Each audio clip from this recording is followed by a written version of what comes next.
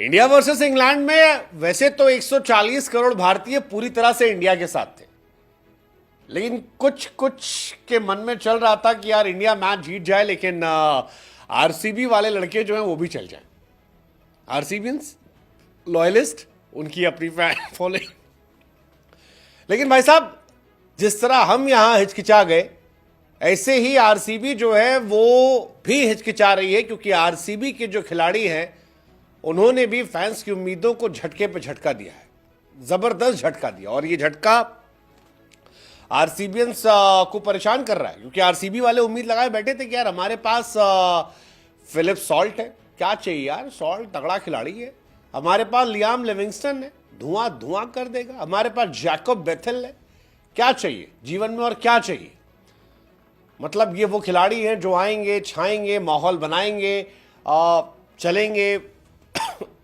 देखिए, फिर यही झटका लगा आरसीबी वालों को भी। अभी झटका इसलिए भी ज्यादा बड़ा है क्योंकि आरसीबियंस ये भी नहीं कह पा रहे कि भाई साहब कम से कम टेम्परामेंट तो दिखाया। फ्लॉप होना तो अलग चीज है, लेकिन गट फीलिंग तो दिखाई, कोशिश तो की। ये आरसीबी वाले नहीं कह सकते। क्यों नहीं कह सकते? क्योंकि फिलिप सॉल्ट 3 बॉल खेलते हैं, 0 पर आउट हो जाते हैं। लियाम लिविंगस्टन 2 बॉल खेलते हैं, 0 पर आउट हो जाते हैं।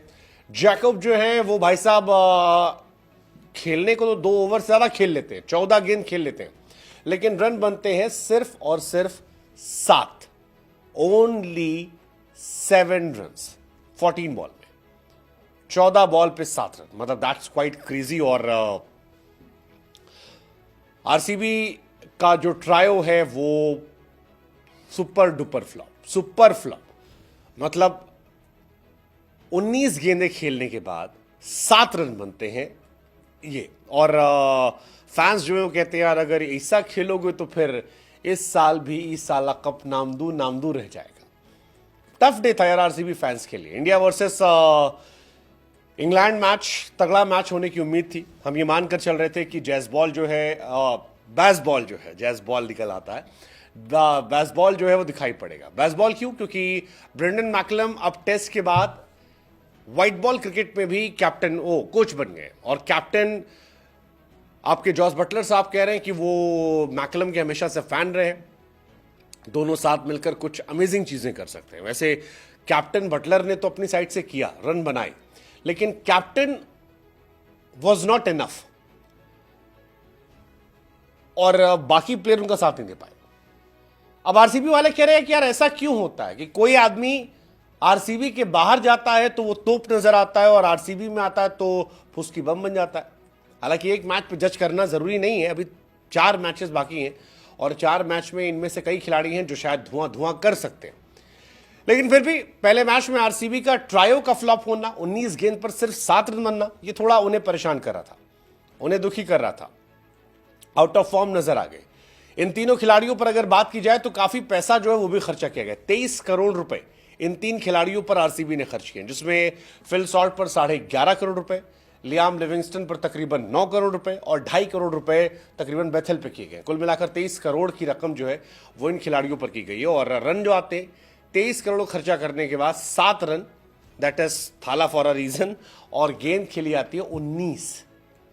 मतलब आरसीबियंस की कहानी बड़ा अजीब लग रहा है। और आरसीबी वाले आज इनको सुना भी रहे, कह रहे हैं वहां मैक्सवेल जो है वो रन पे रन बना रहा है, यहां से छूटा, और यहां भाई साहब फ्लॉप पे फ्लॉप होते आ रहे हैं, खेल ही नहीं पा रहे। वरुण चक्रवर्ती तो ऐसा लगा कि यार अनप्लेबल थे। अब वो कह रहे हैं कि यार वरुण को तुम छू नहीं पा रहे हो, अश्विन, जडेजा, नूर को कैसे खेलोगे चिपॉक पे?